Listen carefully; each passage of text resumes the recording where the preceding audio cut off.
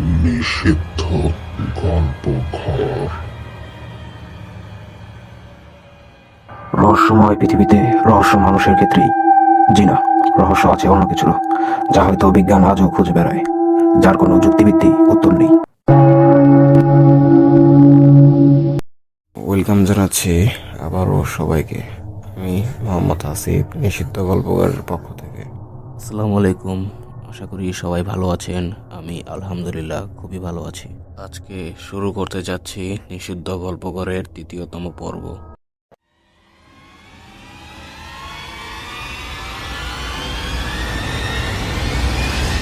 নিষিদ্ধ গল্পঘর।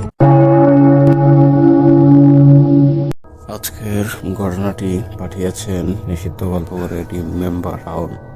যেভাবে লেখা আছে ঠিক সেভাবেই পড়ার চেষ্টা করছি।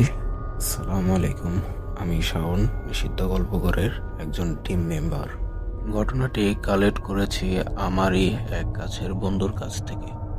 তার নাম, পরিচয় এবং স্থানের নাম গোপন রাখছি। লেখায় ভুল হলে ক্ষমা দৃষ্টিতে দেখবেন। ঘটনায় যাওয়া যাক। বন্ধুটির খুব অভাবের সংসার ছিল। সে তার আয় রোজগারের জন্য এক জমিদারের বাসায় কাজ করতেন।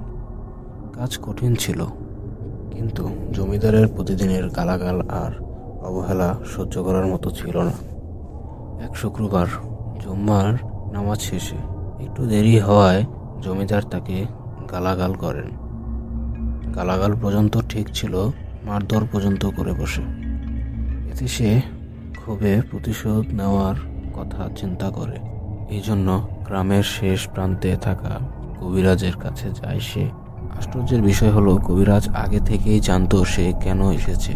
কবিরাজ তাকে বলে, তোর কাজ আমি করে দিব, আমাকে কিছুই দিতে হবে না তোর। কবিরাজ তার কাছ থেকে 3টি জিনিস চায়। 3টি জিনিস হলো: 1, নবজাতকের কবরের মাটি; 2, নতুন পোড়া লাশের ছাই; 3, দেশি মুরগির রক্ত। কিন্তু দেশি মুরগি কিনতে হবে একদম একদামে। আর শ্মশানে যাওয়ার সময় পিছনে যা হওয়ার হবে, ভুলেও পেছনে তাকাবি না।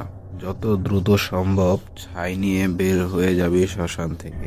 কবিরাজের এসব চাওয়া পূরণ করার জন্য জমিদারের কাছ থেকে 1 সপ্তাহের ছুটি নেয় সে। সব নির্দেশ মতো সে কাজগুলো করে আনলে কবিরাজ গভীর রাতে মন্ত্র পড়ে অদ্ভুত এক আচার সম্পূর্ণ করে। তখনই ভয়ানক পরিবেশ। সে শুধু চোখ বন্ধ করে বসে থাকে।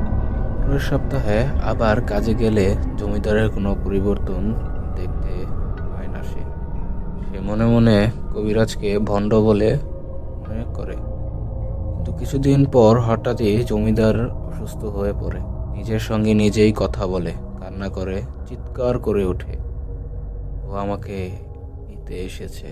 তখন জমিদারকে নিয়ে যাওয়া হয় ডাক্তারের কাছে। ডাক্তার সব ধরনের চেষ্টা করে, কিন্তু ডাক্তার কিছুই বুঝে উঠতে পারছিল না। তারপর যখন জমিদারের কোনো উন্নতি হয় না, তখন জমিদারের দূর সম্পর্কের এক চাচা, যিনি ধর্মীয় চিকিৎসক, তাকে ডাকা হয়। সে এসে বুঝে গেলেন যে এটি কালো জাদুর প্রভাব। তিনি বন্ধুটিকে ডেকে সত্য জানতে চান এবং বলেন, কবিরাজ তোমাকে ব্যবহার করেছে।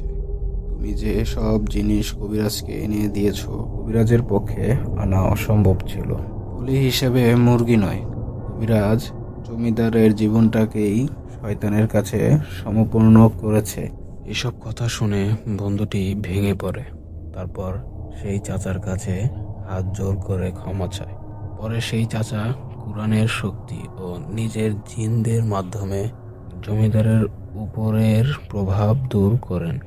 এক পর্যায়ে জমিদার সুস্থ হয়ে ওঠেন। জমিদারও তার ভুল বুঝতে পারেন এবং বন্ধুটিকে জড়িয়ে ধরে ক্ষমা চান।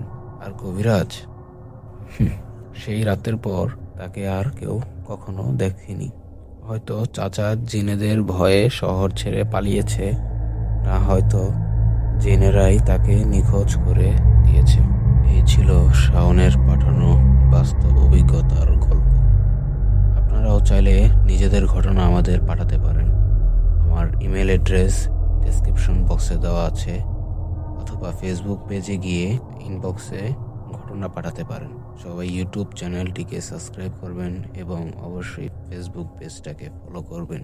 আজকের জন্য বিদায় জানাচ্ছি। আবারও কথা হবে অন্য একটি ঘটনা নিয়ে। আল্লাহ হাফেজ। নিষিদ্ধ গল্প ঘর।